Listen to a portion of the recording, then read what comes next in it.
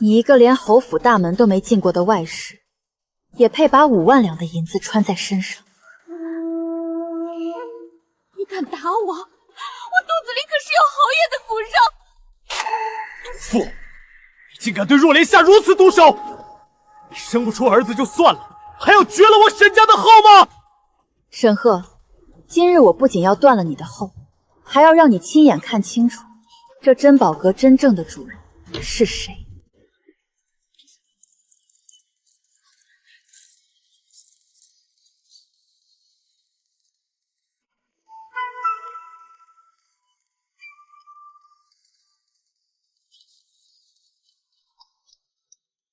进。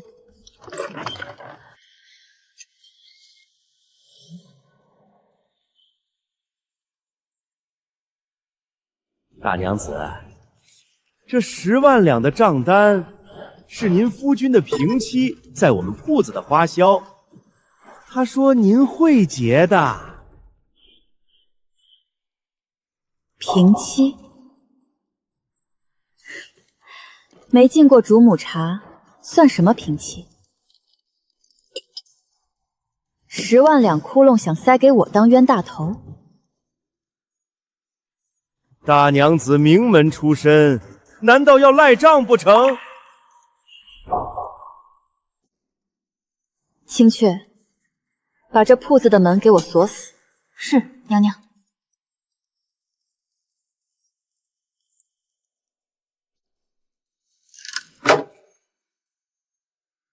大娘子这是做什么？珍宝阁开门做生意，哪有锁门的道理？既然敢拿个贱妾的名头来敲诈当家主母，今日这珍宝阁的招牌，我就替你砸了。大娘子怕是得了失心疯吧？我这珍宝阁可是京城第1首饰铺，背后是有大靠山的。你一个深宅妇人，掏不出银子就想耍赖撒泼，也不怕丢了永安侯府的脸面。陆大娘子，你这是做什么？不过是10万两银子的账，你们侯府又不是拿不出，何必闹得这般难看？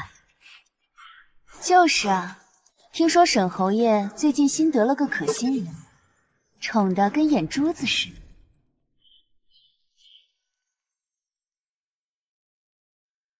大娘子就算心里有气，也不该拿人家掌柜撒气。传出去，岂不是落个杜甫的名声？诸位若是觉得这10万两是小钱，不如替我垫了。若是舍不得掏银子，就给我闭紧嘴巴，好好看戏。大娘子，我劝你还是乖乖把账结了。那位白小娘子可是说了，她肚子里怀的可是你们侯爷的嫡长子。侯爷吩咐过，只要是白小娘子看上的，一律记在侯府账上。你今日若是敢动我1根指头，侯爷怪罪下来，你这主母的位子怕是都坐不稳。嫡长子，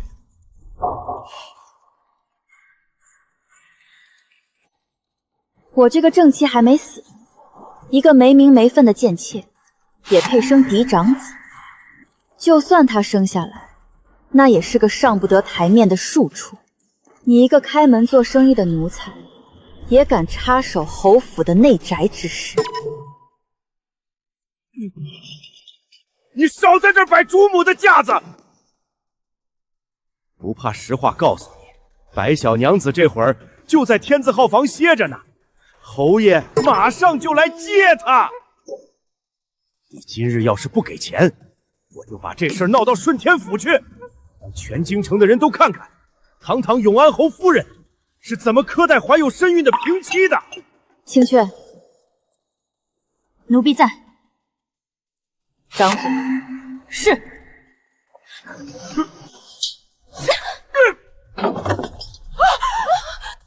大娘子，我今日不仅要打你，还要教教你什么是规矩。青雀，继续打。是，夫人。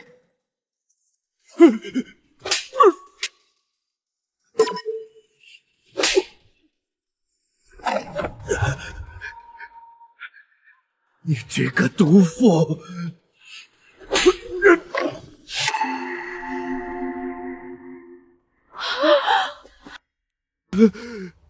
白小娘子，救命啊！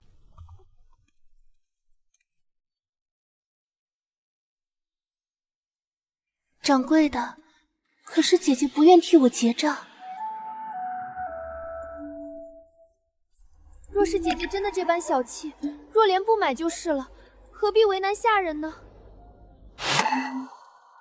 正主终于忍不住了，开门！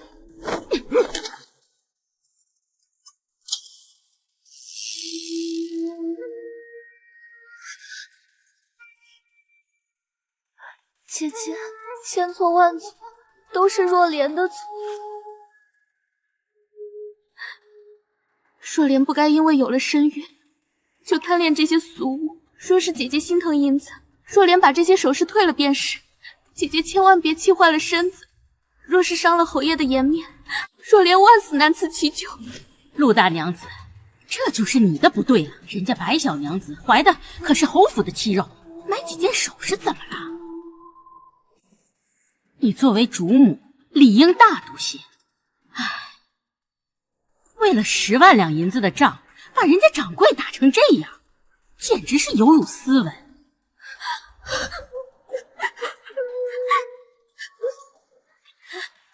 夫人莫要怪姐姐，姐姐出身高贵，自然看不上我这种小门小户的女子。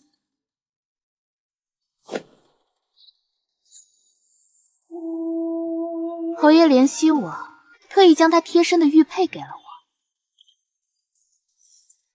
他说只要拿着这玉佩，侯府的账房随我直取。白小娘子，你可要为小人做主啊！这毒妇不仅赖账，还纵容恶奴行凶。你快派人去请侯爷来休了这个不守妇道的泼妇。姐姐，你闹够了吗？你若是再这般胡闹，等夫君来了，我可保不住你。你现在乖乖把这10万两的账单结了，再给掌柜的道个歉，我便在夫君面前替你美言几句。道歉？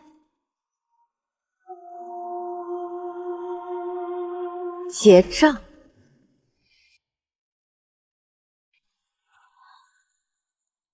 这套凤凰器械是珍宝阁的镇店之宝，标价3万两。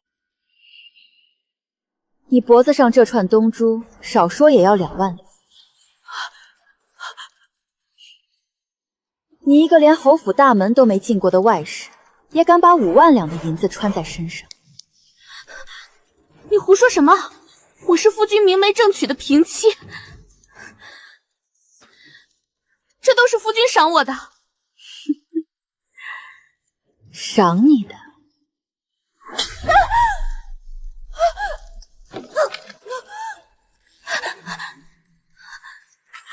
的脸！你敢打我，我肚子里可是有侯爷的骨肉！打的就是你这个不知廉耻的贱婢！大雍朝律法，宠妾灭妻者，杖60；妄称平妻者，流放3000里。你算个什么东西，也敢在我面前一口一个夫君？把他身上那些月制的东西全都给我扒下来！是。我倒要看看，今日谁敢替他出头！别碰我！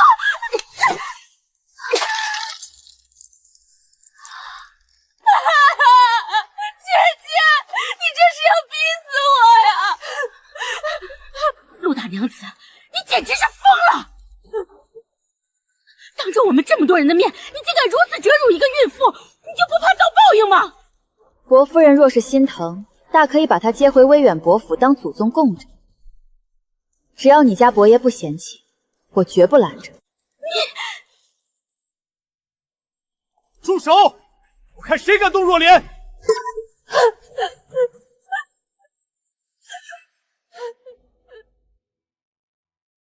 夫君，救命啊！夫君，姐姐她要杀了我，还要打掉我们的孩子。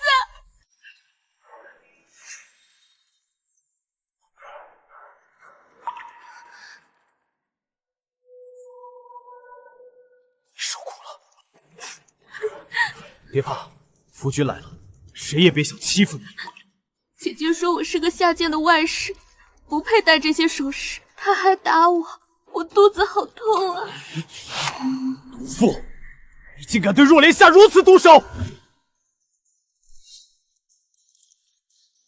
肚子里怀的可是我沈家的长子，你生不出儿子就算了，还要绝了我沈家的后吗？家门不幸，家门不幸啊！我当初真是瞎了眼，才会让你进我们侯府的门。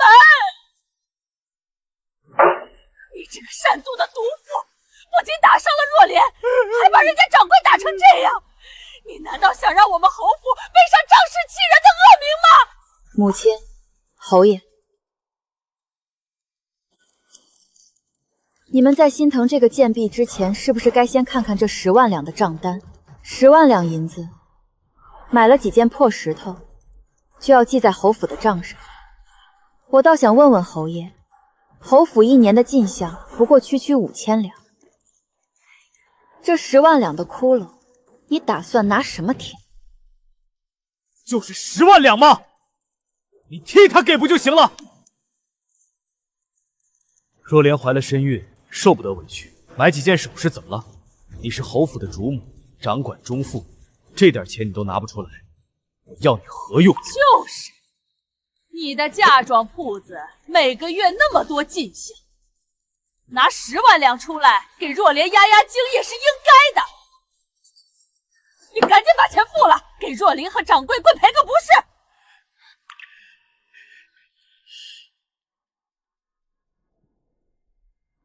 拿我的嫁妆去养你在外面搞出来的野种，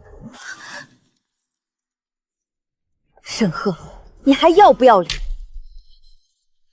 放肆！你出嫁从夫，你的嫁妆就是侯府的产业。赫儿是侯府的天，他想怎么花就怎么花。轮得到你一个妇道女人在这里指手画脚？我最后再说一遍，立刻掏对牌把这10万两结了。若是再敢废话半句，我今日就以7出之条中的妒字直接休了你。陆大娘子，我看你还是认个错吧。女人嘛，终究是要仰仗夫君的。为了10万两银子被休回娘家，你以后还怎么见人？夫君，你别生姐姐的气了。既然姐姐舍不得这10万两，那若莲不买就是了。大不了若莲不进侯府的门，就在外面随便找个破庙生下这个孩子。闭嘴！听到了吗？若莲如此懂事，你却这般恶毒。把管家对牌交出来。侯爷止步！滚开！这里没有你这个贱婢说话的份儿。大娘子，侯爷都发话了，您就别死撑着了，赶紧掏钱吧，免得受皮肉之苦。去，把他给我按住，搜他的身！今日这10万两，他出也得出，不出也得出。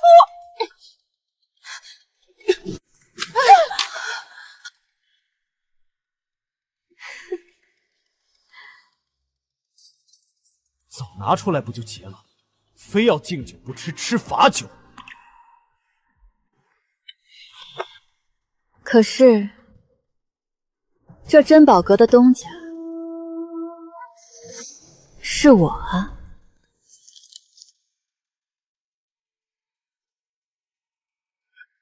大娘子，您在开什么玩笑？你又在发什么疯？哼！这珍宝阁可是京城最大的首饰铺，连皇高得给几分薄面。你一个后宅妇人，也敢冒充珍宝阁的东家，想赖账也找个好点的借口。我看他是真的失心疯了，还不赶紧把对马抢过来，别让他在这里丢人现眼！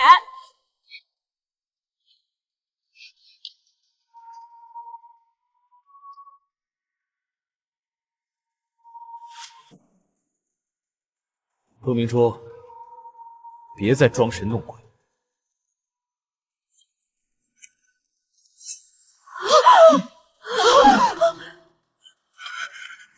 睁开你们的狗眼，看清楚，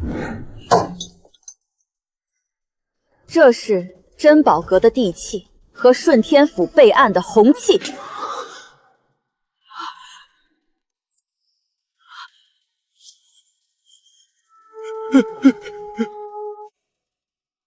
赵有才，现在你还要我结这10万两的账吗？3年之前，我就用我出嫁时陪嫁的庄子，暗中买下了这间铺子。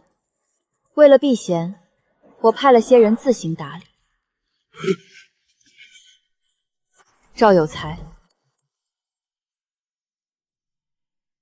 这3年，大掌柜每个月从东家账上拨给你500两的丰厚月钱，就是让你这么报答我的。东家，小人不知道。不知道？连真正的东家是谁都没摸清，就敢联合一个外使做假账，敲诈到正主头上来了。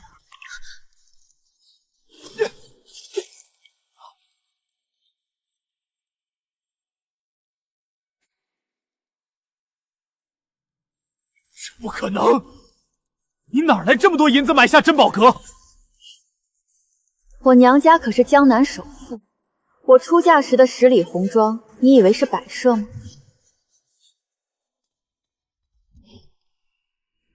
倒是你，堂堂永安侯，连自己夫人的产业都认不出来，还要帮着外人来抢钱，真是滑天下之大骄。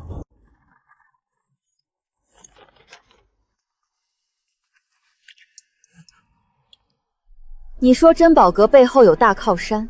东家，小人该死，小人有眼无珠。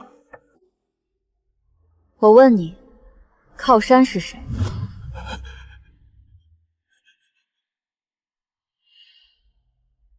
是白若莲，还是沈赫？掌柜的，你不是说这铺子是你远房表叔的吗？陆明珠，你别把什么脏水都往我身上泼！你的玉佩在他手里，你的名头被他拿来挂账，你的侯府被他拿来压我。侯爷说说，哪一处与你无关？夫君，若莲不懂铺子里的事。赵掌柜说可以记账，若莲才敢挑。若莲真的不知道姐姐是东家。你若知道我是东家，就不骗了？还是会换一家铺子骗？姐姐为何总要这样想我？因为你身上带着我的东西，手里拿着我的当票，嘴里喊着我的夫君。东家饶命！东家饶命啊！都是他，都是这个贱女人逼我的！赵有才，你胡说什么？是他找到我说，只要我配合他做一张10万两的假账，等旺福把钱付了，他就分我3万两。不是，那些首饰根本就没有卖出去，全都被他偷偷拿去当铺死当了。难怪他方才一直护着那串珠子。东家，我是一时猪油蒙了心，被这狐狸精给骗了。夫君，你别听他胡说，他怕死，才往我身上泼脏水。夫君，我真的没有，我怎么敢骗你？你说他把首饰拿去死当？是，他身上一定有当票，东家搜他就知道了。若莲，他说的是真的。夫君，你别听这条疯狗胡说八道，我没有，我真的没有。我是真心爱慕夫君的，怎么会做出这种事？别碰我！青雀，奴婢在，给我搜！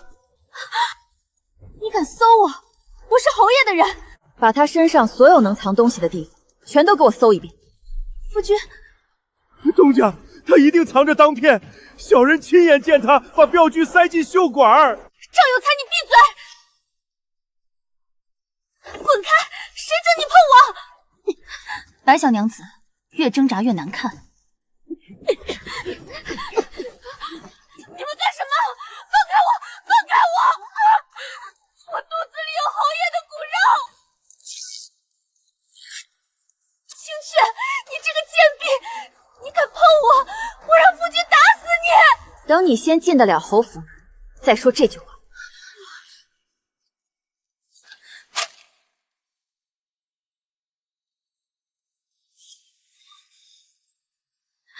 不是，那不是我的。就是那些，东家，就是那些当票。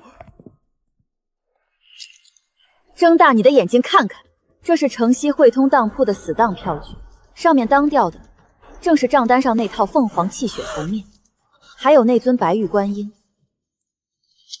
他前脚从我铺子里把东西拿走，后脚就拿去当铺换了现银，揣进自己优待，然后拿着10万两的假账单来找你这个冤大头报销。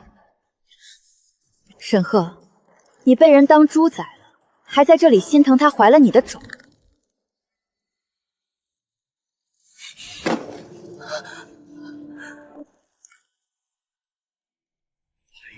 莲，你这个骗子！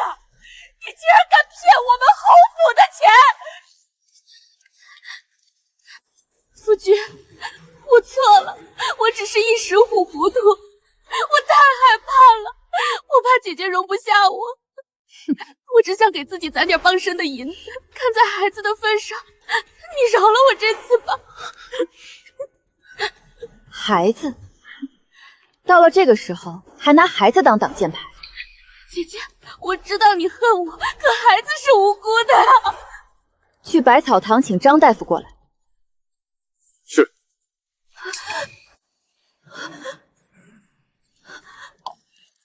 今日既然要查，就查个水落石出。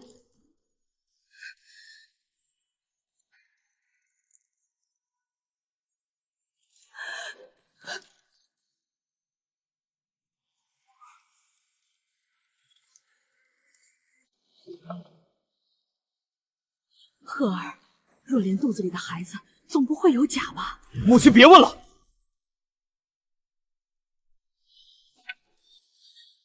夫君，你信我，孩子真的是你的。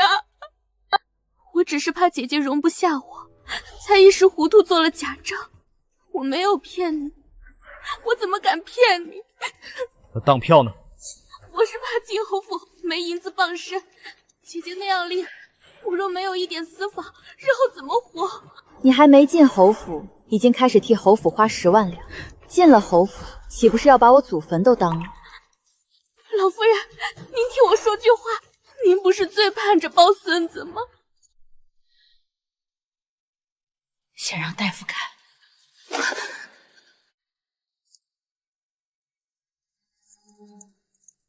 姑娘，请伸手。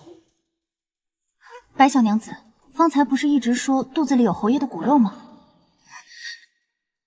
侯爷，这位姑娘脉象平稳，并无滑脉之象，她根本没有怀孕。不可能！你胡说！老朽行医多年，有无滑脉，还不至于诊错。不仅如此，什么？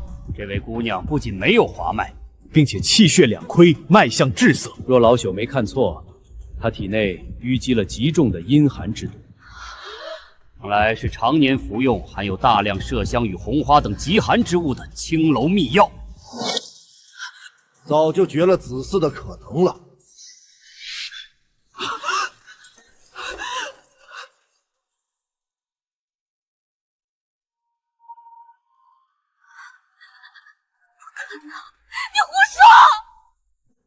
老朽行医40年，有无滑脉还不至于诊错。你胡说！你一定是胡说！你一定被他收买了！你是陆明珠的人！老朽百草堂行医，救过京中多少人，何曾拿脉象作假？张大夫的名声我也听过，他确实不是会拿脉象作假的人。他说的青楼秘药又是怎么回事？没有，夫君，我没有，我只是体弱，吃过几副调养身子的药。调养身子的药不会让女子攻行至此。麝香、红花、寒食散，皆是损身断嗣之物。此等药方多见于烟花之地。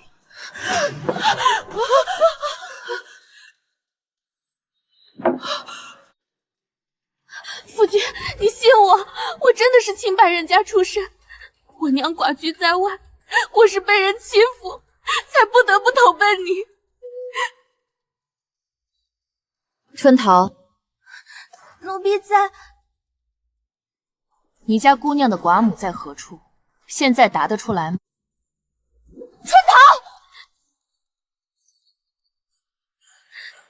奴婢不知道。说。奴婢是姑娘从春风楼带出来。闭嘴！闭嘴！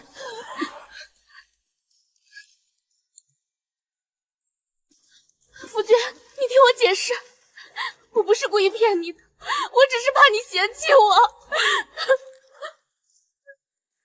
贱人，你竟敢骗我！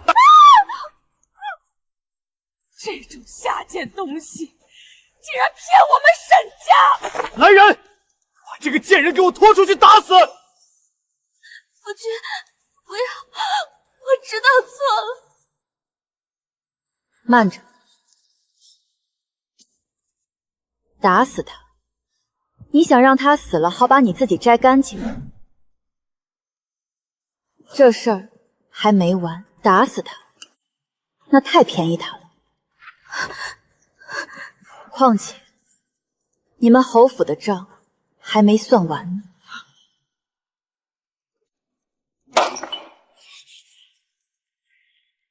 这是什么？沈赫，你不会以为你们侯府这些年能在外面摆阔，靠的是你那点可怜的俸禄吧？陆明珠，你又想胡说什么？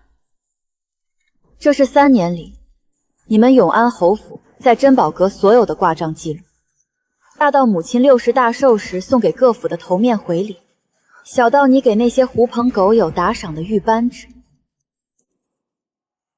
每一笔清清楚楚，全都记在这上面，总计30万5千两白银，一个铜板都没付过。沈赫，白若莲骗的是10万两，你们侯府骗了我30万两。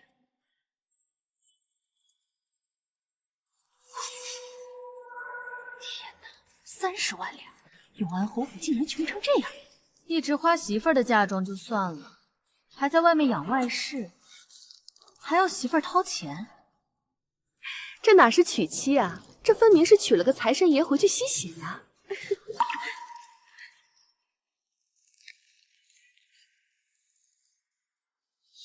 你胡说八道！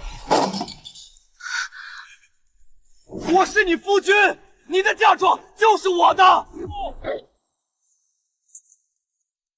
花自己的钱，挂什么账？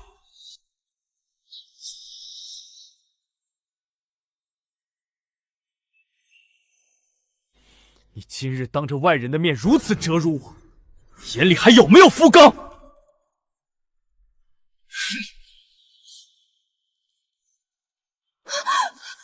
大娘子，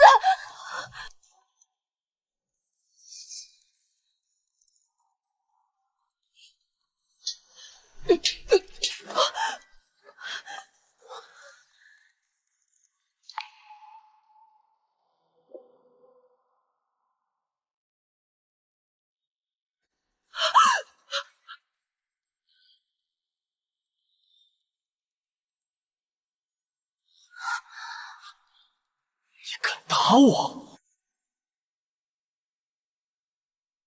打你怎么了？我还要骂你是个不要脸的软骨头！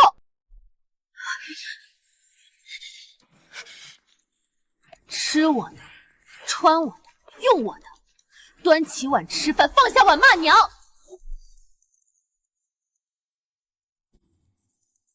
你拿着我的钱去养一个青楼出来的绝户贱婢，还敢跟我提夫纲？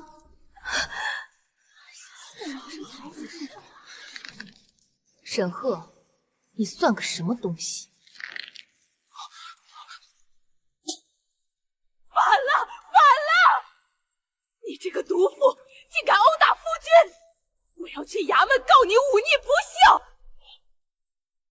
去啊，你现在就去告，顺便让衙门的各位大人都看看，堂堂永安侯府是怎么贪慕儿媳嫁妆的，看看大元律法是判我忤逆，还是判你们侯府抄家流放。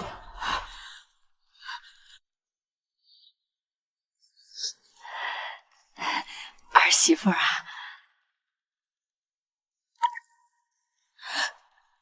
千错万错都是赫儿的错。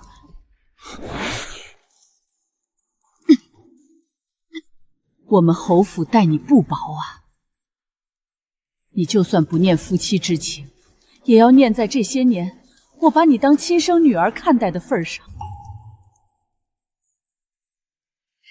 这账单咱们回家关起门来慢慢算，别让外人看了笑话。晚了，从你们为了这个贱婢要把我休回娘家的那一刻起，我们之间就恩断义绝了。青雀，奴婢在，拿着我的名帖去京兆尹衙门报案，就说有人诈借钱财，数额巨大，请京兆尹大人亲自带人来拿贼。是。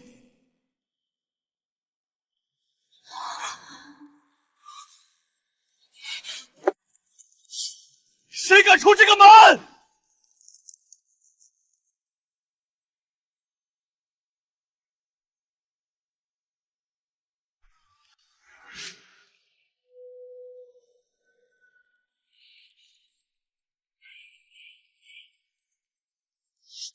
春雀，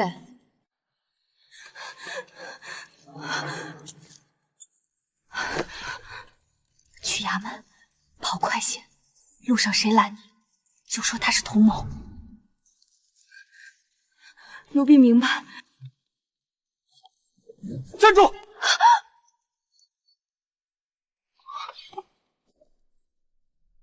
沈赫，让开！陆明珠，这是家事，你把京兆尹叫来，是要让全京城看侯府笑话吗？笑话不是我做出来的。儿媳妇儿，咱们回府说，若莲怎么处置都随你，账也慢慢算，何必惊动官府？方才母亲要搜我身的时候，可没说回府慢慢说。方才侯爷要用七出休我的时候，也没说这是家事。你非要逼死我！你们逼我掏10万两，逼我交对牌，逼我认下外室的时候，有没有想过我会不会被逼死？不能报官！不能报官！若莲只是怕事情闹大，伤了侯爷名声。你怕的不是侯爷名声，是大牢。不能去，不许去！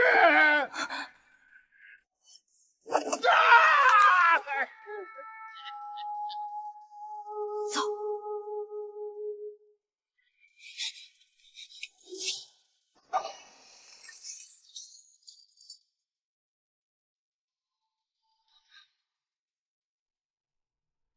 谁敢追出去，谁就是同谋。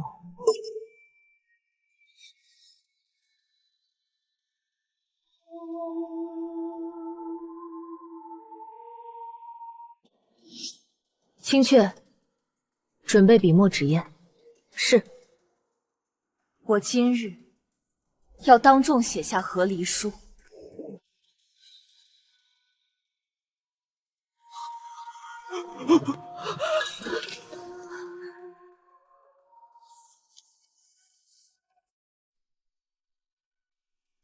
和离？不行，不行，我不同意！陆明珠，你生是我沈家的人，死是我沈家的鬼。没有我的休书，你休想离开侯府半步！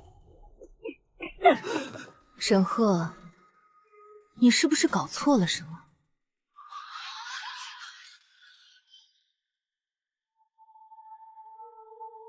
我不是在跟你商量，我是在通知你。你宠妾灭妻，纵容外室敲诈正妻，这些罪名加起来，足够金兆尹判你强制和离了。你若是不签，我就带着这些账本和证据去敲登文谷告御状。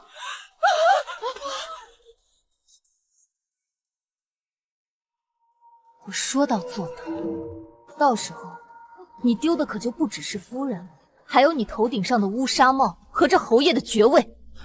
老夫人，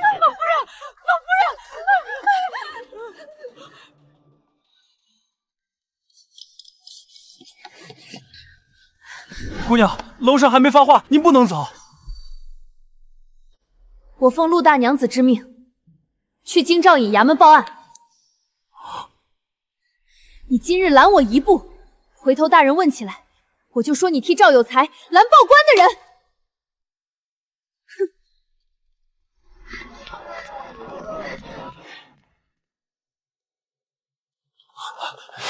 谁人击鼓？奴婢春雀，是陆大娘子身边的人。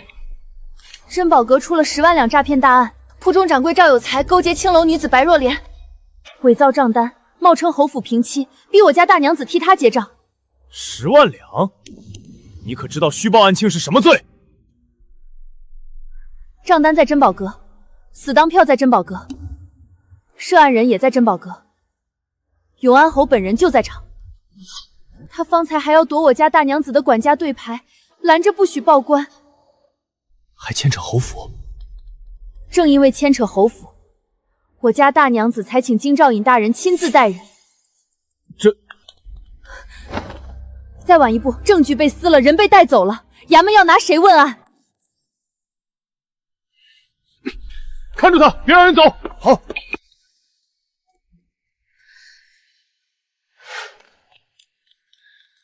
大人，陆家名帖是真的，江南陆家，京城珍宝阁的弃址也曾在府衙备案。报案人呢？奴婢春雀在。你家大娘子人在何处？珍宝阁顶层雅间。涉案人可还在？赵有才、白若莲、永安侯、侯府老夫人都在。永安侯也在。大人，这案子要不要先递帖子去侯府问一声？问侯府？方才就是侯府的人要搜我家大娘子的身，要抢她的对牌。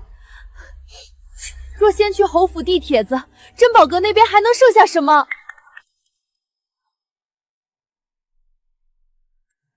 点人，大人，现在就去。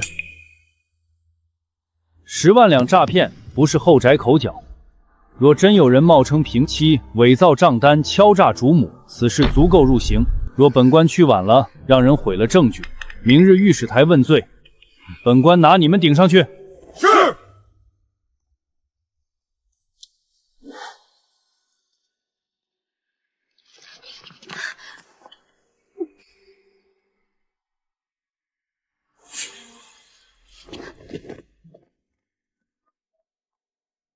你家大娘子可说了要告谁？告赵有才做假账，告白若莲诈财。若永安侯还要拦案，便一并告他宠妾灭妻，纵人夺妻财。去珍宝阁。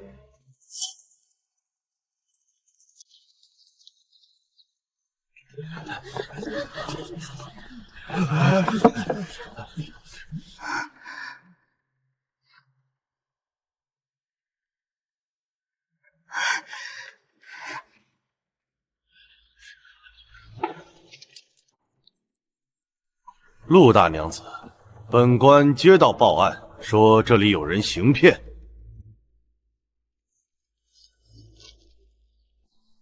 大人，证据确凿。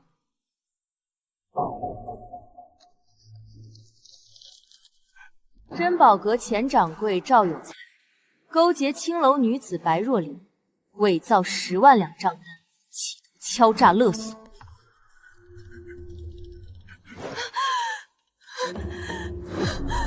不仅如此，白若莲还冒充良家女子，欺瞒永安侯，骗取侯府财物。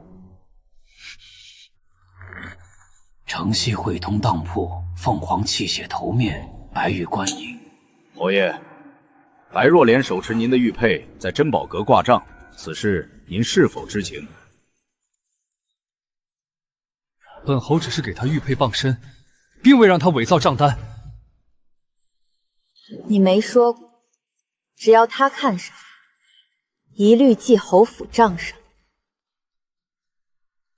侯爷说过，白小娘子亲口告诉小人，侯爷说珍宝阁想拿什么就拿什么，侯府不差钱儿。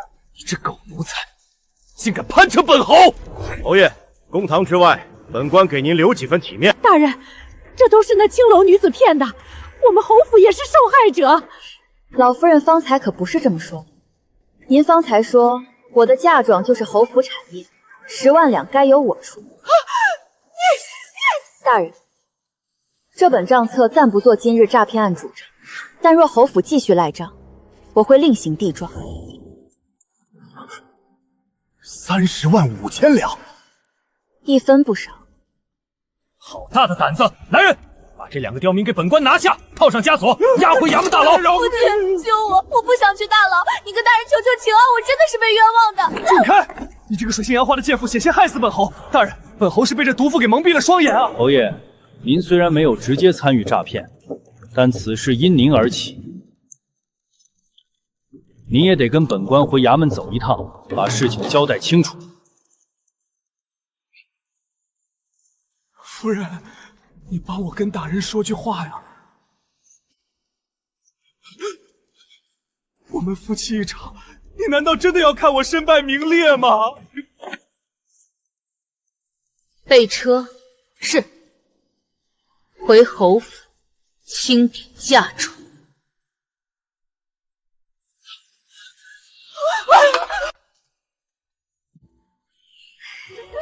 陆大娘子真是行事果决，女中豪杰呀！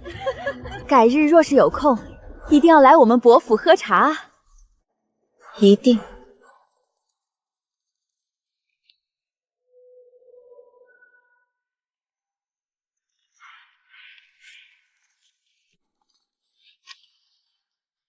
东家，是小人管束不严。赵有才的账3日内查清，与他勾连的一个不留。是。今日闭店半日，重新盘账。以后珍宝阁只认银票，不认侯府玉佩。是。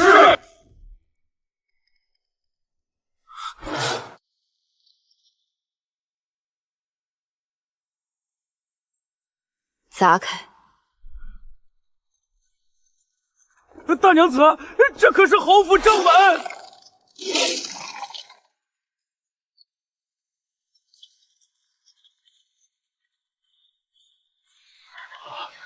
夫人，嫁妆单子的附册，奴婢带着。青雀，带人去库房，把我的嫁妆单子拿出来，一件一件对。是。少了一个同伴，就拿侯府的东西抵。是。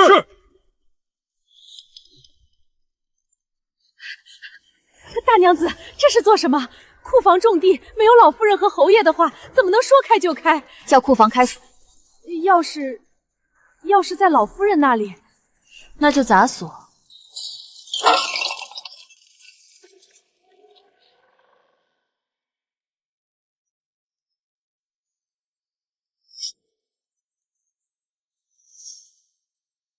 青雀，去清点。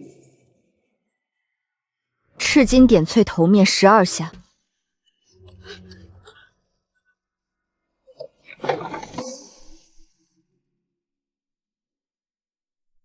少5下。大娘娘子饶命！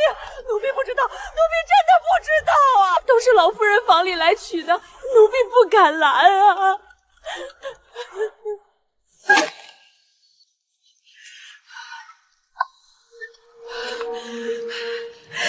你这贱婢胡说什么？老夫人，奴婢不敢瞒啊！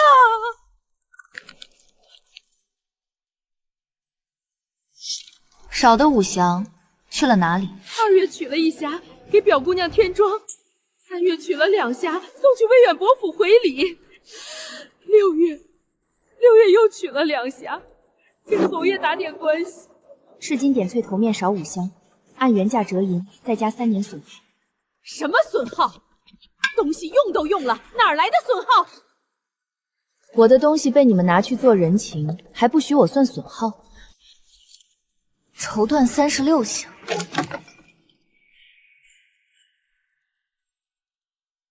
其余的呢？老夫人伤人了，侯爷也拿去送个白小娘子。记，少19箱，重铸7匹，全部折银。绸缎少19箱，重铸7匹，全部折银。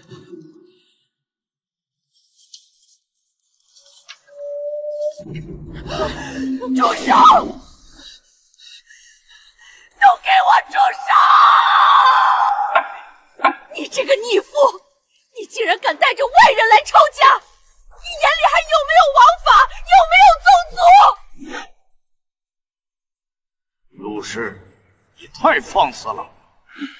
夫妻拌嘴是常有的事，你怎可如此大动干戈，搬空夫家的财物？你这般行径，简直是败坏妇德！我们沈氏宗族容不下你这样的恶妇！三叔公，您老人家年纪大了，脑子也不好使了吗？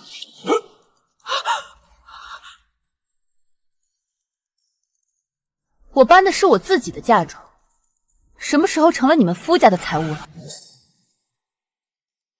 库房外人多眼杂，有什么话到正堂去说。对，去正堂，别在这里让下人看笑话。好啊。青雀，把嫁妆单、亏空账册、侯府欠珍宝阁的账单全都带去正堂。是，你们守住库房，香笼招旧清。没有我的话，谁也不许动里面一件东西。是。既然三叔公要讲规矩，那咱们就去正堂好好讲。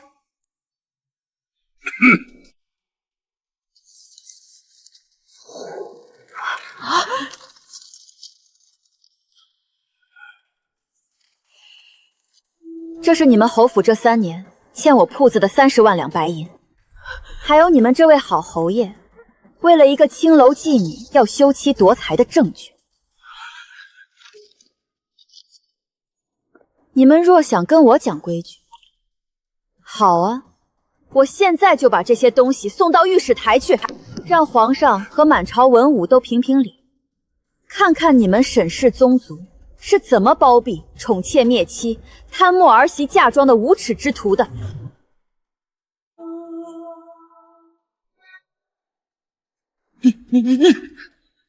造孽呀！我这是娶了个什么活阎王进门啊！这日子没法过了。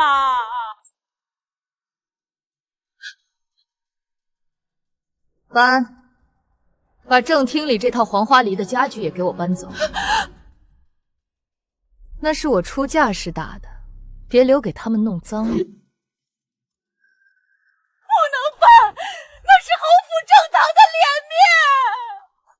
黄花梨正廷家具1套，8件起，搬走。大娘子，这些真的都要搬走吗？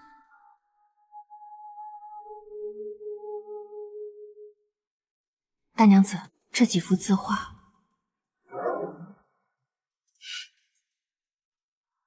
摘下来。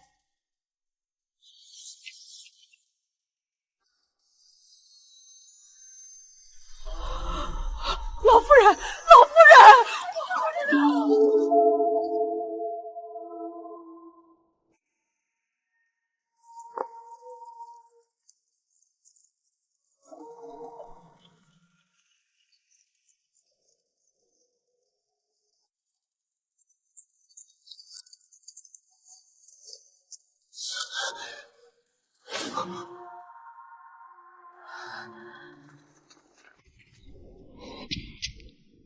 你真的把东西都搬走了？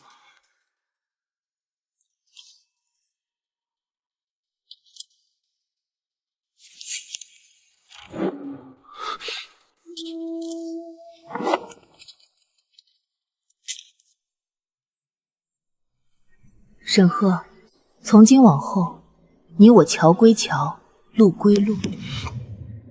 你们侯府欠我的那30万两，我会慢慢跟你们算。祝你和你那个相好百年好合，早生贵子。不，我不同意和离。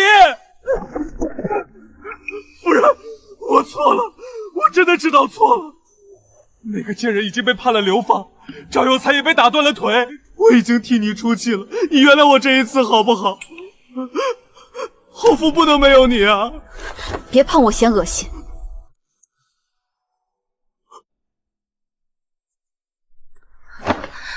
侯爷，请自重。明珠，你不能这样。我们成婚这么多年，难道你一点旧情都不念？你逼我替白若莲顶10万两假账时，念过旧情吗？我那是被他骗了。你踹开青雀，命婆子搜我身时，也被他骗了。我是一时气急。你用7出休妻威胁我时，也是气急。沈赫，别把自己说的这么无辜。白若莲骗的是你的贪心。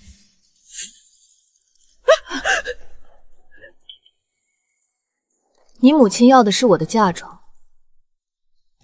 你要的是侯府体面。你们每个人都清楚自己在做什么。荷儿，别求他，他心肠这么硬，走了也好。母亲，闭嘴！我以后都听你的。钟馗给你，账本给你。若你不喜欢，我可以把白若莲送去更远的地方，只要你留下。钟馗本来就是我在管，账本本来就是我在填。白若莲也不是你送走的，是官府押走的。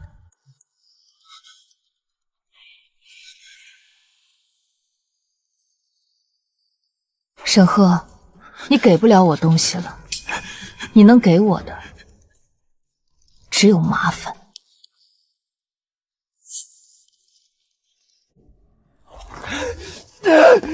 把和离书给我！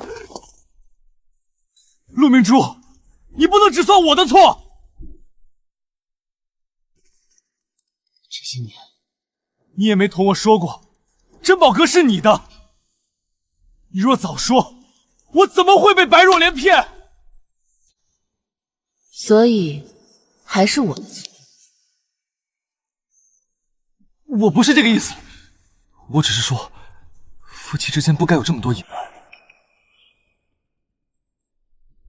我若告诉你珍宝阁是我的，今日被白若莲挂账的就不止10万两了。你会拿我的铺子给他挑首饰，拿我的掌柜给他撑腰，最后再告诉我，夫妻一体，不必分彼此。明珠，就当母亲求你，侯府不能倒，荷儿不能没爵位，你要什么，母亲都答应你。我要你们还钱30万两，还吗？看，到了真要还的时候，母亲连一句答应都舍不得说。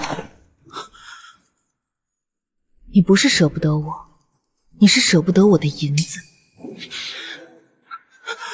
沈赫，收起你这副深情的嘴脸吧，你这副样子只会让我觉得当年瞎了眼的自己无比可笑。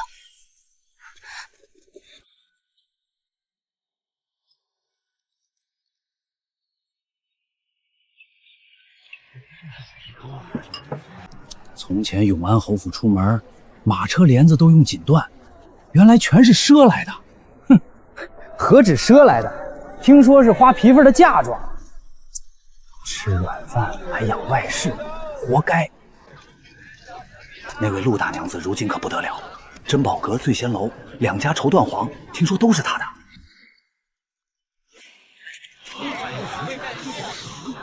乖乖，这是真的。那以后可不能叫陆大娘子了，得叫陆大东家。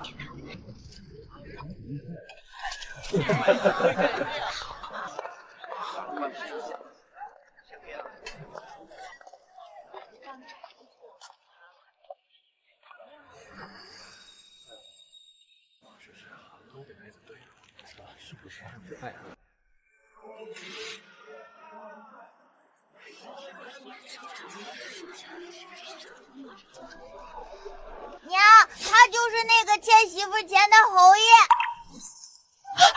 别乱说！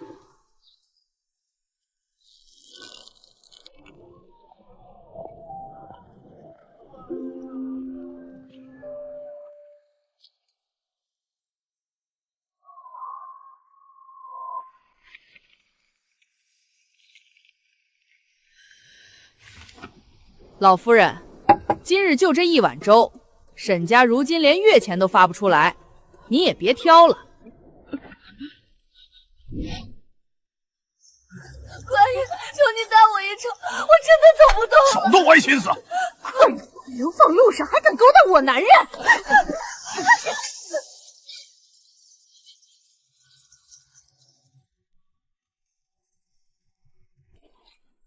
赵有田，起来点名。没熬过这个冬天。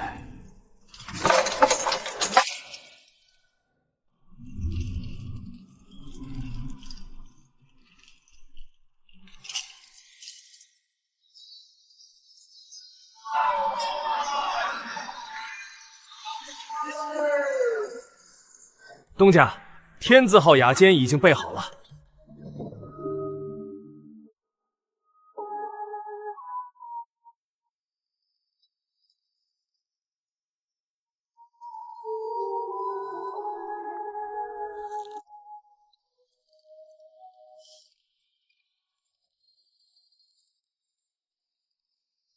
东家，这是上个月京城82家铺子的账本，请您过目。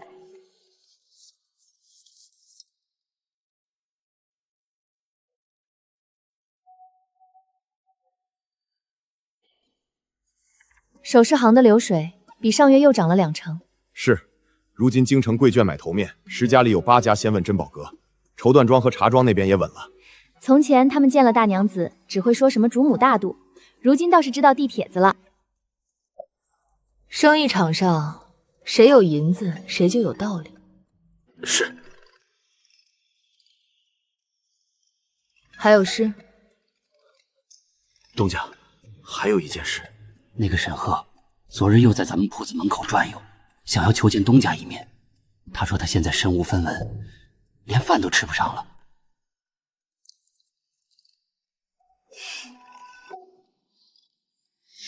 去告诉门房，以后只要看到他靠近我的铺子半步，就直接放狗眼。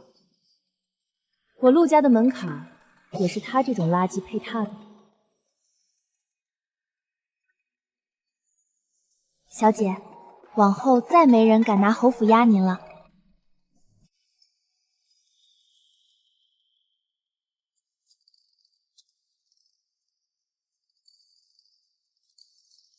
青雀，奴婢在。明日把茶庄的新账本也送来。是。